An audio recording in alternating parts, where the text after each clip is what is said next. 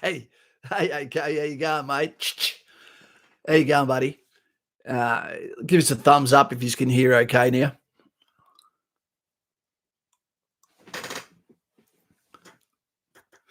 Drew Curtis, poor Kaz. That's all right, mate. I'm not the victim here, buddy. We won't talk for too much longer. We'll probably talk for about another, say, 15 minutes or so. It sounds like the gain on the mic is going way up. Wait 2 seconds.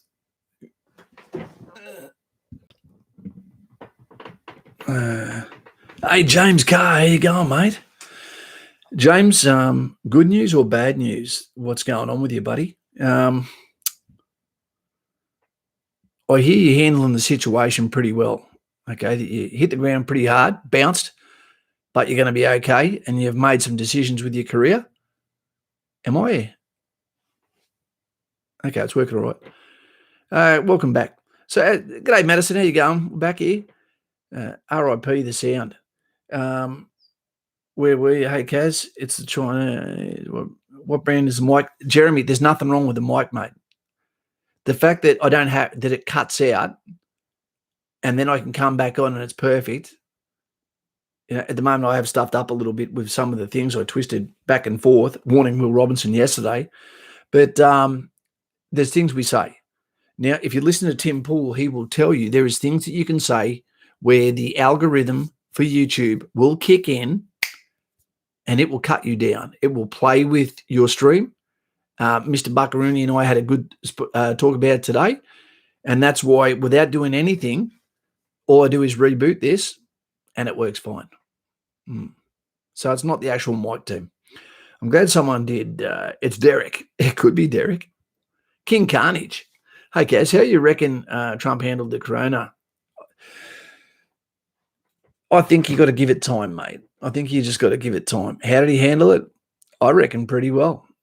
You got to remember that he was the first one to act nearly in shutting down borders, travel restrictions, all that sort of stuff. This whole, because you're not allowed to say that word. Hey, Amy, how you going there? You're not even allowed to say that. Okay. Otherwise, the algorithm kicks in as well and gets you. It's the governor's responsibility. It's their job to look after their states. Federal support, they scream for it, they get it, and they have got it every time they've asked for it. So he's done his job. He's put the travel restrictions in. At the moment, people want a perfect solution. People that say they like someone will say he's done a great job.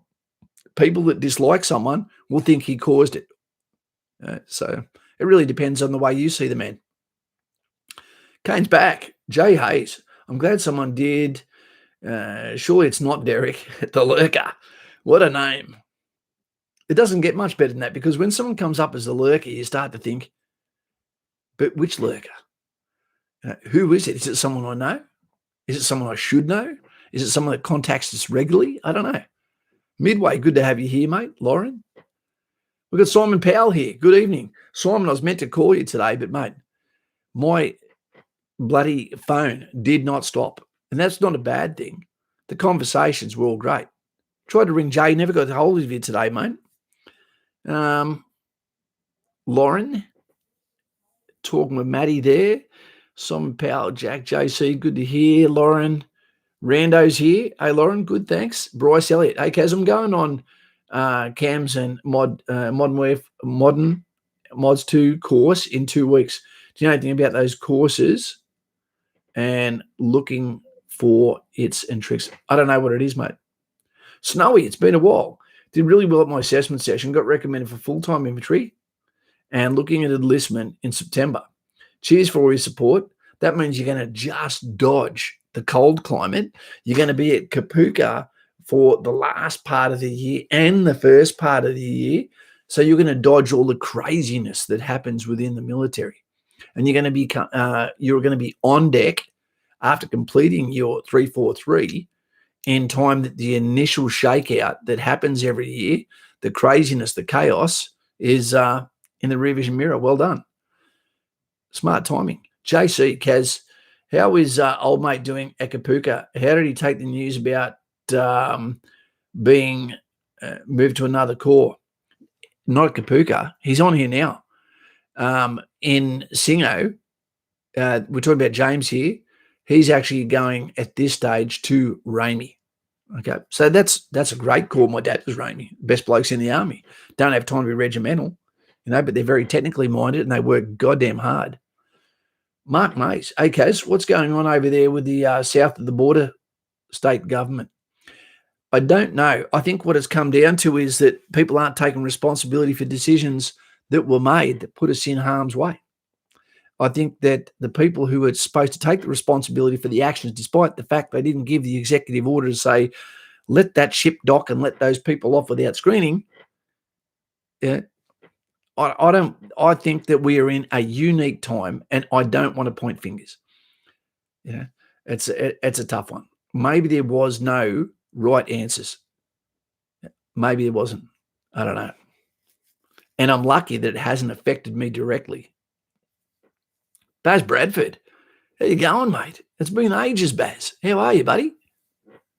Paddy John, do you know anything about the Air Force air defence operator? It's a position I can't find much info on. It's in the artillery corps. They are like your missile numbers. I know some really, really good guys that are fairly high up there. There used to be a real limit on the amount of areas that they could get posted to within Australia, but a lot of that is now lifted. They used to have a position that was almost always given to them and their unit, however, for the Sinai Peninsula, which is the Camp David Accords operation over in the Sinai Desert, which is a fantastic one. And I've done that trip. That's that one there, actually, the one with the orange badge up on the shoulder. Hector, Kaz, currently writing an essay on World War II fighter ace Nicky Barr. Have you heard of him? I haven't, mate, but I look forward to you letting us know about him. Jesse Hooper, hey, Kaz, I'm a first-year nursing student. Well done, mate. Want to pursue a path in Defence Force? Do you know anything about the process of becoming a nursing officer in the Australian Army? Love your vids. Jesse, to be honest, mate, I'd much rather see you go and be a paramedic, mate. Let your hands be the hands of an angel. You're not going to get tested as a medical officer. You're going to be looking after people that get in street fights on the piss, that end up with a beer bottle stuck up their butt because of some stupid joke or some chili eating competition going wrong. People coming back with malaria. Go and be a paramedic. I reckon you'd have a lot better time with that, other than being in a military hospital, which is different to being a medic, which means you're potentially on the ground with call signs. Baz, I've been well, mate. Kaz, can we have a chat post-stream? Probably not tonight, mate. I've been honestly on the phone all day, and I've got to get going in 15 minutes so I can say goodnight to my daughter, because the other night I didn't get to do that, and she thought that her dad, was angry at her for some reason. So we can talk tomorrow by all means, mate. Nismo Garage Australia, that's an unusual name. Hey, Kaz, love your stuff. In one of your earlier streams about PTSD, how can we help in civvy life before we join? How can we help in civvy life before we join? There's nothing you can do, mate. There's nothing you can do. There's going to be a significant amount of people, that aren't affected in any way.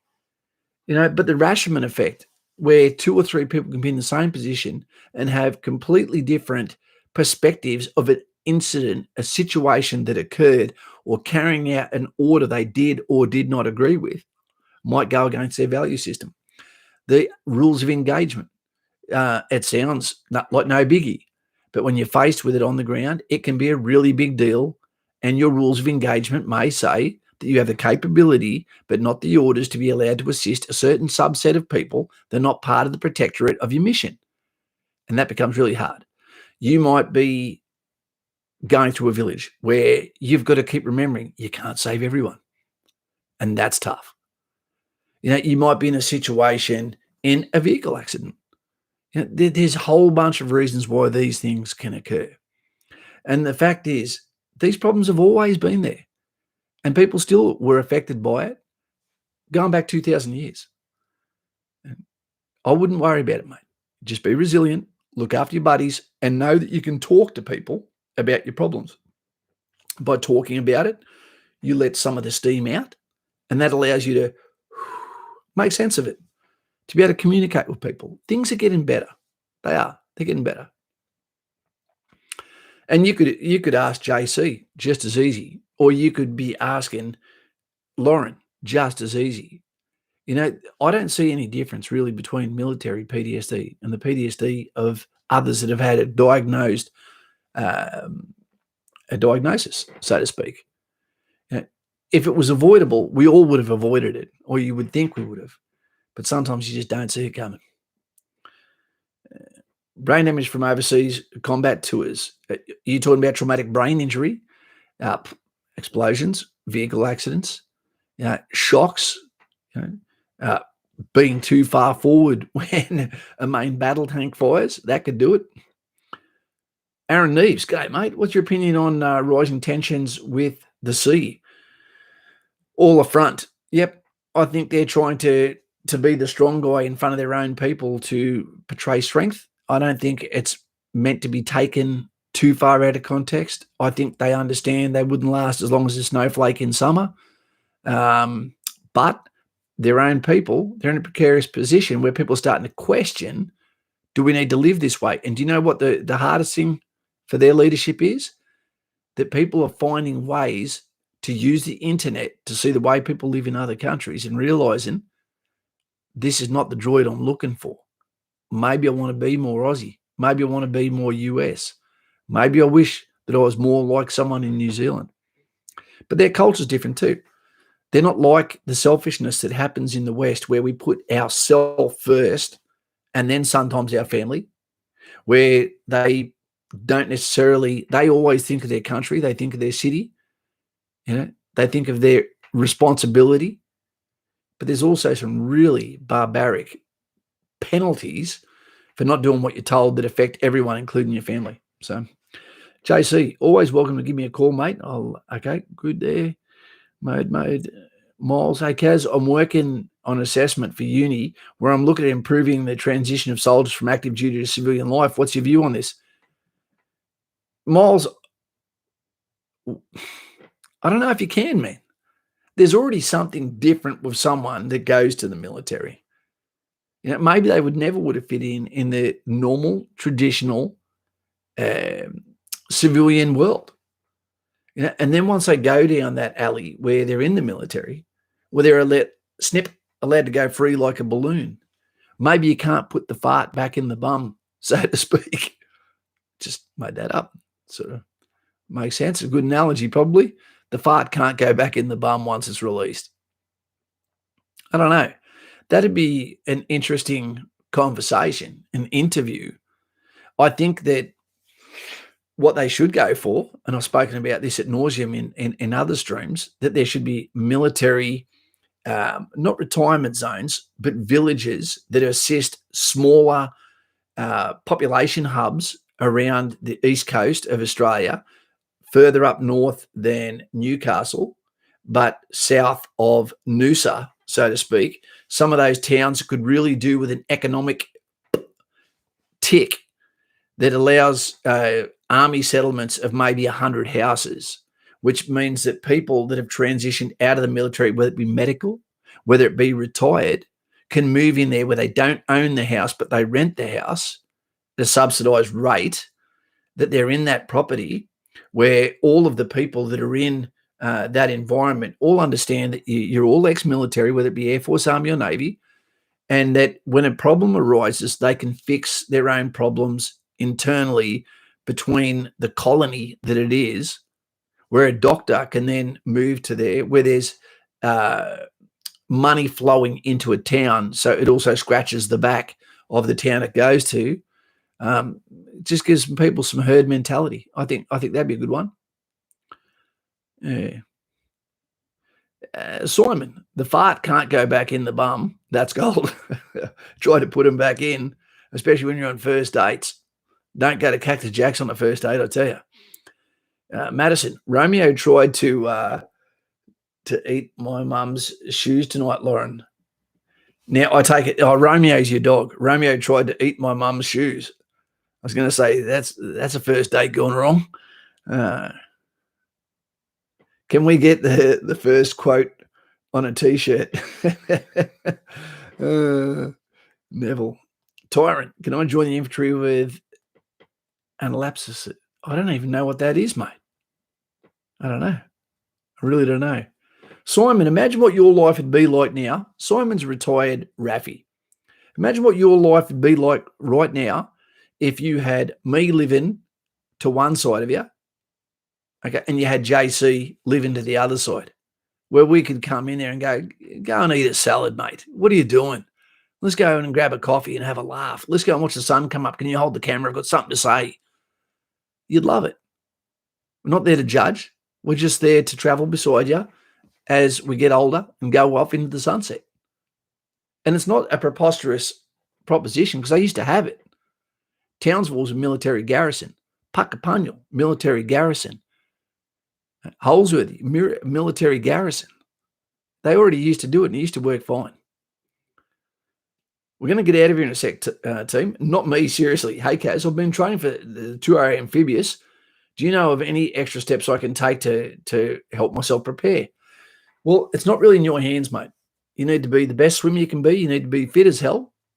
And when you get to the School of Infantry, then you need to let them know from start to finish, I want to go to the 2nd Battalion, and this is why. The best thing we can do is have a conversation, being an ex-2-hour guy myself, and we'll just have a chat and go think of it from this point of view. Why do you want to go to 2-hour? You should be able to tell me that. What is it about 2-hour that's different to 1, 3, 5, 7, 6, 8, 9? Rando. Okay, so what's the process for going from infantry reserves to infantry full-time? Go to Kapuka and then go back to IETs. You don't want to go from Army Reserve straight over to skipping the School of Infantry. Someone that goes through IETs, Army Reserve Infantry, is not level with someone that goes through Singleton School of Infantry IETs. So you shouldn't be able to just jump straight above them, right, and then never be able to wear the Skippy badge, because you get the Skippy badge because you've done the School of Infantry successfully with its trials and tribulations, with the gates that you must seek. If you shortcut the system, you won't be accepted when you get to the battalion. And that goes back the whole way, mate. Romeo ate your mum's slippers. Snowy. Mate, and it's anaphylaxis. Okay, mate, and it depends on what caused it for you. Okay, anaphylactic shock, etc. Get the adrenaline, boom, bee sting, whatever. It depends on what it is to whether that is a kibosh, no, you can't go past go, etc. JC, nice, Simon, of been intermittent fasting and down 8. Bit of plateau. All right. Nismo Garage Australia, would you recommend a push for officer for uni grads despite infantry preferences? Well, a uni degree really means nothing in the army if you're not doing something to do with that degree, just like it means nothing in society if it doesn't actually give something back to what you do, does it? So what you're saying is you regret what you've gone through in university, and now you want to go for a lifestyle type of job and go for career and go for infantry. That's really going to be up to you, mate. You've got a lot of time, a lot of education, and a lot of money that's been sunk into that. It's really going to be up to you, and there's a sacrifice to be made. If they say to you, OSB, Officer Selection Board, have a go, but also be prepared if they say, no, you don't have what it takes to be an officer, then maybe go over and be an OR. Yeah. Go in there open-minded, mate. We can have a conversation about this soon. This is easier, a conversation that should be had rather than a quick synosis. Quick summary of a quick comment there, mate. It deserves more respect given to it. It deserves a longer answer. It probably deserves a conversation. I'll be happy to have that with you. Another one too, team. I was talking with Lauren, and one of the things that really concerned both of us is the amount of people that are training before military running in weighted vests. There's no need to do it, team. Don't do it. Don't put unnecessary shock on your lower limbs, on your lower back, on your shins. We don't want you getting compartment syndrome. We don't want you getting shin splints. We don't want you to collapse your arches. We don't want you to damage your knees, your cartilages, and we don't want you to damage your lower back. You will do things and you will graduate in intensity and training. There's no need to put the horse too far before the cart. You'll be fine. All right. Just be careful with that one. So I keep seeing folks saying that's part of their training. It's not a good step. And I wouldn't be recommending it either if I was a fitness leader. I'll tell you something else. You can do it if you're running on maybe on grass, maybe if you're running on the sand, etc. But the reason why we weight anything, and I'll explain this to you because we're about to make a few fitness vids, myself and the hitman Aaron Dixon, is when you see someone training, you got to remember there's actual strength where you might be going for 1 rep max, where you're lifting absolutely the most you can one time, do an eyeball or your brown eye. One of the two gives way first. That's one, strength. The next one you work through is hypertrophy. Hypertrophy is where you try to get the V-shaped chip, the corn chip, boom, where you get wide shoulders, thin waist, the Adonis look. Now, that's all about body sculpting as well as muscular endurance. And that's normally for reps between 4 and 12. Yep. Now, then you go for purely endurance, which is muscular endurance, which is reps beyond 12. But once you get to a stage of fitness where you can do 20 plus chin-ups, 16 plus chin-ups, you might want to bring your training back from muscular endurance back into hypertrophy. You can't afford to be on there and just be blowing out, 30 chin-ups and then 28 chin-ups and then 21 chin-ups. Instead, you might put the 20 kilo weight around your waist and then you do your dips or your chin-ups, and now it brings you back down to doing 10 and then 8 and then 6, and then you take that off and then you get back up there and do 12.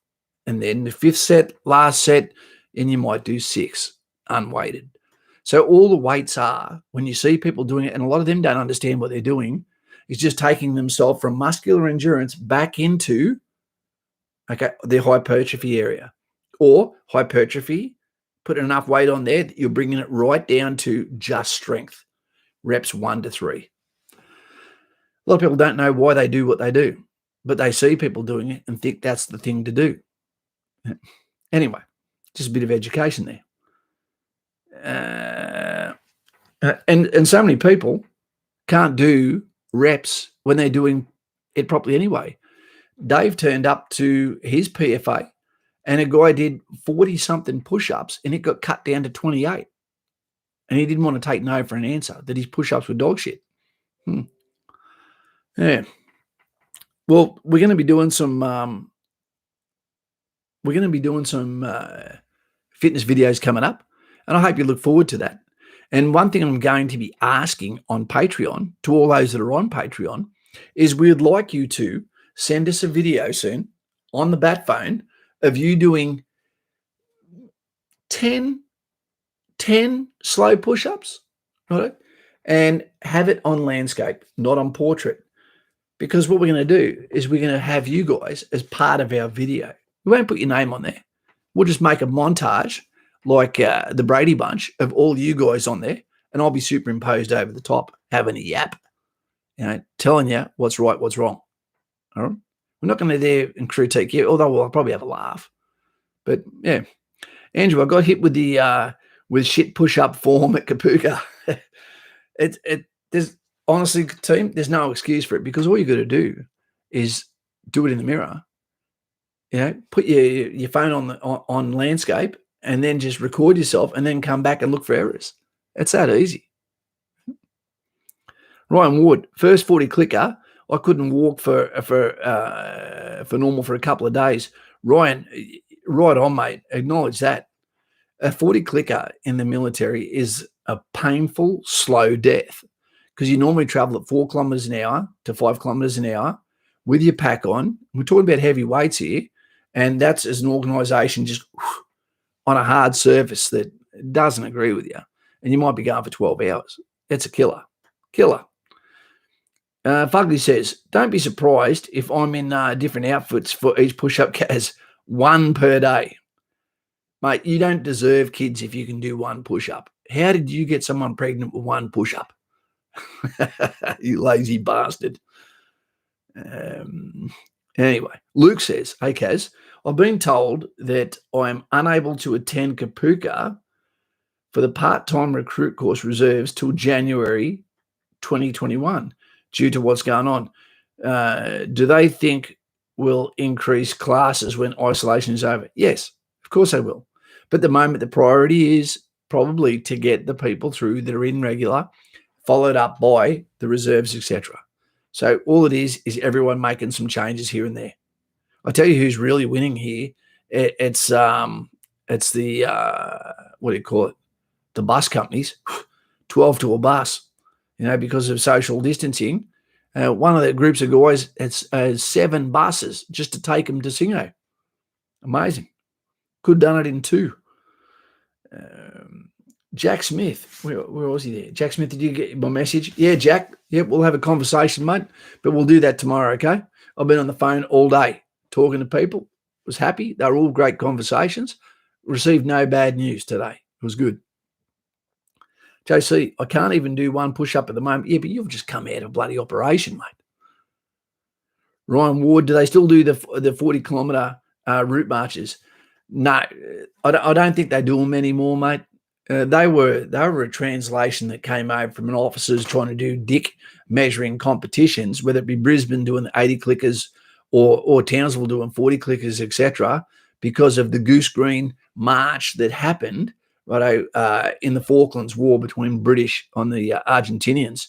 But that sort of died away, and yeah, it didn't really achieve anything either, other than putting people in the RAP. Jack Smith, I'll send you my video of my push-ups tomorrow as well. Awesome, mate. Good on you, Jackie. Do you mean they room together at the Hilton, JC? I'm not sure about that one.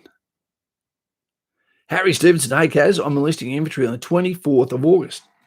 Okay, so just out of winter. Nice timing. Josh Dean, hey, Kaz, I'm new around here. Great to have you here, mate. Love the videos. Just a quick question. Is the role of medic in the Australian Army to provide first aid on the site or medical treatment back at the building of some sort? Josh, that's an interesting question. You can't trust a man with 2 first names, Josh Dean. Mate, it depends on you. There's a guy called Hopi, fantastic medic, quirky, fantastic medic. And those guys were often on the ground. So it depends on your physical capabilities. It depends on how hard did you push for it. It depends on did you get asked for. It depends on your level of certification. Depends on your fitness. But you can be someone that works in an RAP. It can depend on your rank. Or you can be someone on an operational theatre that goes out, not normally with a patrol. I don't think we've ever taken a medic with us on a patrol because we have our own combat medics that travel with us. Again, I'd say have a big think about, Josh, I'd have a big think about being paramedic or being an administrational medic in the Army because there's a massive difference, mate. Yep. Simon Powell, Raffies don't call it the Hilton, it's a hoochie. There's nothing worse when you're Army beside RAF and you can see them eating steak, watching movies, right? And here we are eating gruel, wishing that they'd share a Coke with us, which they don't. Yep, Simon, no dramas, mate. I've got to go too. I've got to go and call my little girl right now, actually. So, team, let's summarize what tonight was about. Memorial Day for the USA. More than 1 million that have lost their lives in the pursuit of freedom, and fairness, almost always on foreign soils. They're not the last to go. And there's going to be more. But it's important that we let our brothers know that we are here and that tonight This candle as our symbol, we remember those that lost their lives, for the big adventure and the pursuit of happiness and freedom for everyone else, including themselves. Tip of the hat, mucho respecto, and lest we forget. Guys and gals, we're in uncharted territory, uncharted times. We don't know what's coming next, but one thing is sure. If you want peace, prepare for war. Take it easy. Love your family. Let them know they're special, because one day you may not get the chance to. See you later. Subscribe right now and tick like if you do. And if you don't, leave a comment and tell me why. Because we don't like fence sitters. Not too cow. See you later. With that, good night, James Meredith Hupp. We remember you. See you later, mate. Good night.